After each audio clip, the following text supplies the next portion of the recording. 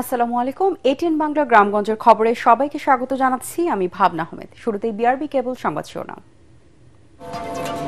সংসদীয় আসনের সীমানার পুনর্বিন্যাস নিয়ে ফরিদপুরের ভাঙ্গায় অবরোধের দ্বিতীয় দিনে সরকারি অফিসে হামলা, ভাঙচুর, অগ্নিসংযোগ, বাঘেরহাটে হরতাল। রাজশাহী বিশ্ববিদ্যালয় হল সংসদ নির্বাচনে বিভিন্ন পদে ৪২ জন প্রার্থী বিনা প্রতিদ্বন্দ্বিতায় নির্বাচিত। চাকসু ও হল সংসদ নির্বাচনে ১৬৯ জনের মনোনয়নপত্র সংগ্রহ। এবং জয়পুরহাটে হিমাগারের আলু নিয়ে বিপাকে কৃষক ও ব্যবসায়ীরা, পাচ্ছেন না সরকার নির্ধারিত দাম। কর্তৃপক্ষকে দ্রুত পদক্ষেপ নেওয়ার দাবি। শুনছিলেন বিআরবি কেবল সংবাদ শিরোনাম, এবারে বিস্তারিত। ফরিদপুরের ভাঙ্গায় আসন পুনর্বিন্যাসকে কেন্দ্র করে উপজেলার বিভিন্ন দপ্তর, নির্বাচন কার্যালয় ও থানায় ভাঙচুর, অগ্নিসংযোগ করেছেন বিক্ষোভকারীরা। এ সময় উপজেলা পরিষদের বিভিন্ন দপ্তর ও থানা পুলিশের বেশ কয়েকটি গাড়ি, অ্যাম্বুলেন্স, মোটরসাইকেল ভাঙচুর ও অগ্নিসংযোগ করা হয়। সব মিলিয়ে গোটা এলাকা জুড়ে সহিংস পরিস্থিতি বিরাজ করছে। একই ইস্যুতে বাগেরহাটে পালিত হচ্ছে হরতাল। ফরিদপুর প্রতিনিধি কামরুজ্জামান সোহেলের রিপোর্ট, জানাচ্ছেন জাহিদুল আলম। ফরিদপুর ৪ সংসদীয় আসন থেকে ২টি ইউনিয়ন কেটে নেয়ার প্রতিবাদে গেল কয়েকদিন ধরে বিক্ষোভে উত্তাল ভাঙ্গা উপজেলাবাসী। মহাসড়ক অবরোধ করে প্রতিদিনই বিক্ষোভ সমাবেশ সহ নানা কর্মসূচি পালন করছে এলাকাবাসী। অবরোধ চলাকালীন সময়ে রোববার স্বরাষ্ট্র উপদেষ্টার মন্তব্যে আরও ফুঁসে ওঠে স্থানীয়রা। এর ধারাবাহিকতায় আইনশৃঙ্খলা বাহিনী মহাসড়ক থেকে আন্দোলনকারীদের উঠিয়ে দিতে গেলে বাধে বিপত্তি। তৃতীয় দফা অবরোধের দ্বিতীয় দিনে সকাল থেকে মহাসড়কে অবস্থান নিয়ে আইনশৃঙ্খলা বাহিনী যানবাহন চলাচল স্বাভাবিক রাখে। দুপুর ১:৩০টার দিকে হাজার হাজার বিক্ষুব্ধ জনতা ভাঙ্গা উপজেলা পরিষদে হামলা চালায়। এ সময় তারা নির্বাচন কার্যালয়, থানা, অফিসার্স ক্লাব সহ বিভিন্ন দপ্তর ভাঙচুর করে আগুন দেয়। সালতা নগরকান্দা আমরা যাবো না, আমার দেশ আমার মাটি, আমার থানার লোক আমার থানায় থাকবে। দাবি দেওয়া মেনে না নেওয়া হয় এবং ভাঙ্গার সাথে অন্তর্ভুক্ত না করা হয় হামিদ এবং আলগি ইউনিয়ন, আমরা এই আন্দোলন চালিয়ে দেব এবং প্রয়োজন হলে আমরা কাফনে কাপড় পরে রাস্তায় নামবো। আমরা দোয়া করি যে ভাঙ্গার মাটি ভাঙ্গা ফিরে পাক, কারণ এটা তাদের অস্তিত্ব। আশা করি তারা তাদের মাটি ফিরে পায়। থানা ও উপজেলা পরিষদে হামলা করে ভাঙচুরের ঘটনায় পুলিশ এখনো কাউকে আটক করতে পারেনি। সম্প্রতি ফরিদপুর ৪ আসনের আলগি ও হামিরদি ইউনিয়ন দুটিকে কেটে ফরিদপুর ২ আসনের সাথে সম্পৃক্ত করা হয়। এরই প্রতিবাদে গত এক সপ্তাহ ধরে মহাসড়ক ও রেলপথ অবরোধ সহ বিভিন্ন কর্মসূচি পালন করে আসছেন স্থানীয়রা। এদিকে বাগেরহাটে ৪টি আসন কমিয়ে ৩টি করার প্রতিবাদে সর্বদলীয় ঐক্যজোটের দেয়া ৬ দিনের কর্মসূচির চতুর্থ দিনে হরতাল পালিত হয়েছে। টানা ৩ দিনের হরতালের প্রথম দিনে জেলার ১৬টি রুটে দূরপাল্লার কোনো পরিবহন ছেড়ে না যাওয়ায় ভোগান্তিতে পড়েন যাত্রীরা। তবে শারদীয় দুর্গাপূজা উপলক্ষে হরতাল শিথিল করেছে সর্বদলীয় ঐক্যজোট। জেলার দোকানপাট খোলা সহ ছোট ছোট যানবাহন চলবে বলে ঘোষণা দিয়েছে আন্দোলনকারীরা। Bureau report, ATN Bangla. Rajshahi বিশ্ববিদ্যালয় হল সংসদ নির্বাচনে বিভিন্ন পদে ৪২ জন প্রার্থী বিনা প্রতিদ্বন্দ্বিতায় নির্বাচিত হয়েছেন।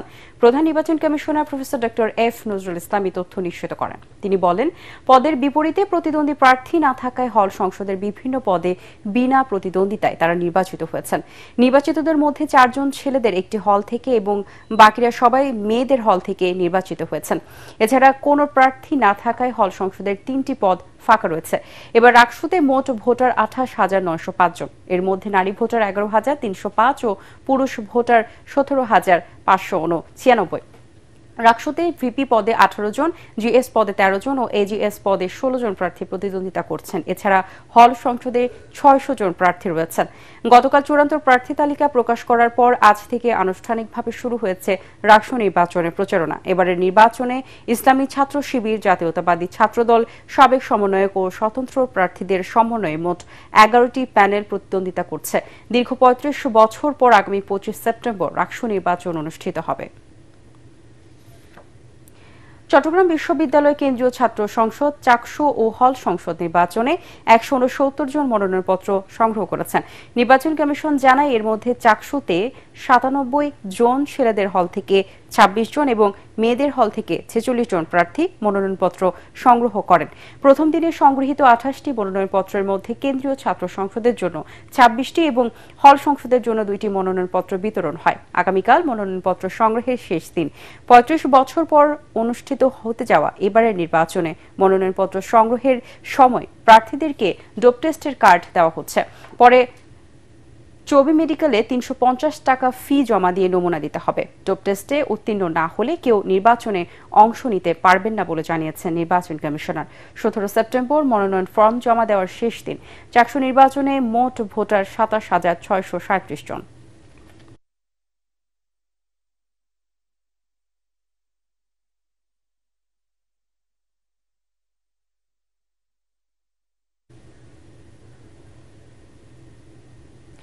ভারী বৃষ্টি ও পাহাড়ি ঢলের কারণে রাঙ্গামাটির কাপ্তাই হ্রদের পানি উচ্চতা বেড়েই চলছে। কাপ্তাই হ্রদের পানি এখনো বিপদসীমার কাছাকাছি রয়েছে। কাপ্তাই বাঁধের গেট দিয়ে কর্ণফুলী নদীতে পানি ছাড়া হলেও পাহাড়ি ঢল ও বৃষ্টির কারণে হ্রদের পানির স্তর অস্বাভাবিকভাবে বাড়ছে। এতে করে রাঙ্গামাটি শহর এলাকা সহ বাঘাইছড়ি, লংগদু, বরকল, বিলাইছড়ি উপজেলার 30,000 পরিবার পানিবন্দী হয়ে পড়েছে এবং তাদের বাড়িঘর ও ফসলি জমি তলিয়ে গেছে। স্থানীয়রা জানায় এর আগে এবারের বর্ষায় কাপ্তাই হ্রদে পানি বৃদ্ধি পেয়ে 108 ফুট উচ্চতার উপরে উঠে যায়। এর ফলে জেলার নিম্নাঞ্চল প্লাবিত হয়ে অসংখ্য ঘরবাড়ি, ক্ষেত, খামার ও শিক্ষা প্রতিষ্ঠান পানিতে ডুবে যায়।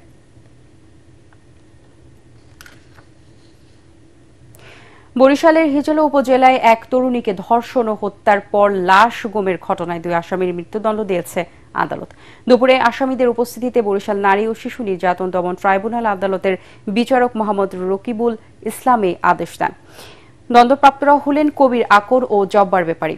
তারা বরিশালের হিজলা উপজেলার পূর্ব কোরালিয়া গ্রামের বাসিন্দা। 2013 সালের 28 জুলাই হিজলা উপজেলার পূর্ব কোরালিয়া গ্রামে এই ধর্ষণ ও হত্যাকাণ্ডের ঘটনা ঘটে। জয়পুরহাটে হিমাগারের লাখ লাখ বস্তা আলু নিয়ে বিপাকে কৃষক ও ব্যবসায়ীরা। আলুর ন্যায্য দাম নিশ্চিতে কোল্ড স্টোরেজ গেটে কেজি প্রতি 22 টাকা দাম নির্ধারিত থাকলেও সেই দামে বিক্রি হচ্ছে না। কৃষকদের ক্ষতি পুষিয়ে নিতে সরকারকে কার্যকর পদক্ষেপ নেওয়ার দাবি সংশ্লিষ্টদের। জয়পুরহাট প্রতিনিধি রফিকুল ইসলাম রফিকের পাঠানো তথ্য ও ছবিতে আরো জানাচ্ছেন ফারহিন ইসলাম টুম্পা।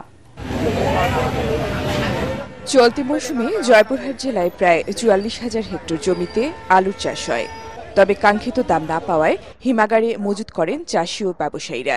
কিন্তু এখন পর্যন্ত আলুর দাম না বাড়ায় লোকসান গুনেই চলেছেন তারা। জেলার 21টি হিমাগারে আলু মজুত করা হয়েছিল 2,06,766 মেট্রিক টন। এখনও মজুত রয়েছে 1.5 লাখ মেট্রিক টনের বেশি। হিমাগার থেকে সরকার নির্ধারিত 22 টাকা কেজি দরে আলু বিক্রির কথা থাকলেও সেই দাম পাচ্ছেন না কৃষক ও ব্যবসায়ীরা। আমরা তো কৃষক মানুষ, আমরা ন্যায্য মূল্য পাচ্ছি না। সব বাদশাদের দেখছি 300 টাকা পাবো না। আমি 230 বস্তা আলু স্টোরে রাখছি, স্টোরে ন্যায্য মূল্য পাচ্ছি না। কিলোতে তো লস খাইছে। এখন যদি আলু নিয়ে যায় যদি, তাহলে বিক্রি করবো কোথায়? কোল্ড স্টোরের সম্ভাবনা মনে করতেছে যে আমরা নভেম্বরের 15 পরে হয়তো 50% আলু কোল্ড স্টোরে থেকে যাবে। যারা বড় কৃষক আছে আর কি, তাদেরকে একটা অবগত করছি যে তাদের কিছু আলু যেন বিক্রি করে আপাতত চাপটা একটু কমে আর কি। আলু চাষিদের বাঁচাতে সরকারকে উদ্যোগ নেওয়ার আহ্বান জানালেন ব্যবসায়ী নেতারা। এই বছর যদি আমরা আলুর এই সমস্যাকে মোকাবিলা না করতে পারি, সরকার যদি না করে, আগামী বছর কিন্তু এর পিছনে কিন্তু ব্যাপক অর্থ ব্যয় করতে হবে, কারণ কৃষক উৎপাদন কম করবে। প্রয়োজনীয় ব্যবস্থা নেওয়ার আশ্বাস দিয়েছেন জেলা কৃষি কর্মকর্তা। সরকার থেকে 22 টাকা কেজি দরে হিমাগার গেটে আলু বিক্রয়ের নির্দেশনা দেওয়া হয়েছে। সেই হিসাবে আলু সময় মতো উত্তোলনের ব্যবস্থা কৃষক নিচ্ছে। যথাযথ ব্যবস্থা গ্রহণ করব যাতে কৃষক ক্ষতিগ্রস্ত না হয়। আগামী 1 মাসের মধ্যে আলুর দাম বাড়বে জানিয়ে সরকারের নানা উদ্যোগের কথা জানান বাণিজ্য উপদেষ্টা। আমরা চেষ্টা করছি যে বাজারে থেকে কিছু আলু কিনে আমরা টিসিবির মাধ্যমে বিতরণের চেষ্টা করছি। টিসিবিও আলু কিনবে এবং এট দ্য সেম টাইম রপ্তানিরও লক্ষ্য নিয়ে কাজ করছে সরকার। বর্তমানে হিমাগার থেকে বের হওয়া প্রতি কেজি আলুতে 7 থেকে 14 টাকা লোকসান গুনছেন জয়পুরহাটের কৃষকরা।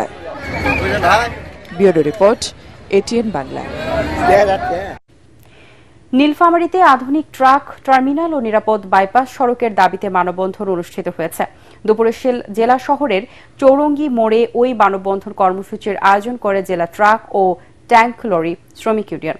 ঘণ্টাব্যাপী মানববন্ধন চলাকালে সেখানে জেলা ট্রাক ট্যাঙ্ক লরি শ্রমিক ইউনিয়নের সভাপতি গোলাম রসুল মোহাম্মদ, সাধারণ সম্পাদক জামিয়া রহমান ও ট্রাক মালিক সমিতির নেতা আনিসুর রহমান কোকো বক্তব্য রাখেন।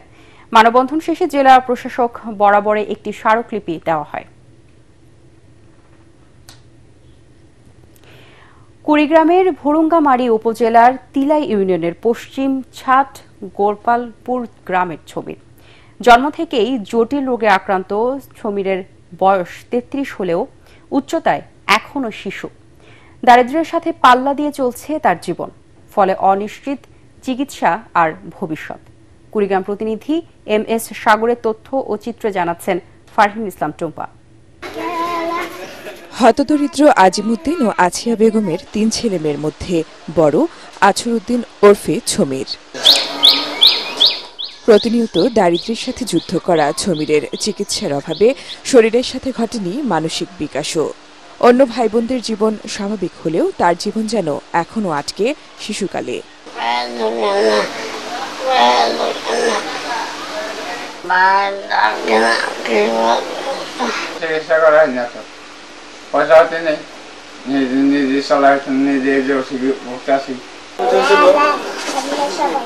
বয়সের কারণে শরীরে বাসা বাঁধছে নানা অসুখ বিসুখ। অর্থাভাবে চিকিৎসা তো দূরের কথা, ঠিকমতো জোটে না খাবার। পাড়ার শিশুদের সাথে খেলাধুলা করেই কাটে ছবিরের সময়। ঠিকমতো চিকিৎসা করা হয় না, শুরু থেকে এরকম খাটাখাট হয়ে থাকা। চিকিৎসা করার মতো সমর্থন নেই। বয়স 30-এর উপরে, এখন ওই শিশুর মতোই চলাফেরা করে। দিনে হয়তো 2-1 বার ওর মা যা দেয় শাক পাতা টুকে তাই খায়। আর্থিকভাবে অন্তর্বর্তী সরকার যদি একটু সহযোগিতা করতে তাহলে একটু ভালো হতো। বছরে একবার সরকারি মানবিক আর্থিক সহায়তা আসে জানিয়ে ছবিরকে সহযোগিতার আশ্বাস উপজেলা নির্বাহী কর্মকর্তার। সমাজসেবা অফিসে সাধারণত যারা দুরারোগ্য ব্যাধি আক্রান্ত বা সোশ্যালি যারা হ্যান্ডিক্যাপ পিছিয়ে আছে তাদেরকে বরাদ্দ সাপেক্ষে তাদেরকে কিছু সাহায্য করা হয় এককালীন আর কি। ছেলেটা যদি মানসিক প্রতিবন্ধী হয় সেটা ডক্টরের সার্টিফিকেট নিয়ে প্রতিবন্ধী ভাতার জন্য অ্যাপ্লাই করতে পারে আর কি। মানবিক দিক বিবেচনায় অসহায় পরিবারটির পাশে দাঁড়াতে সরকার ও বিত্তশালীদের এগিয়ে আসার আহ্বান স্থানীয়দের।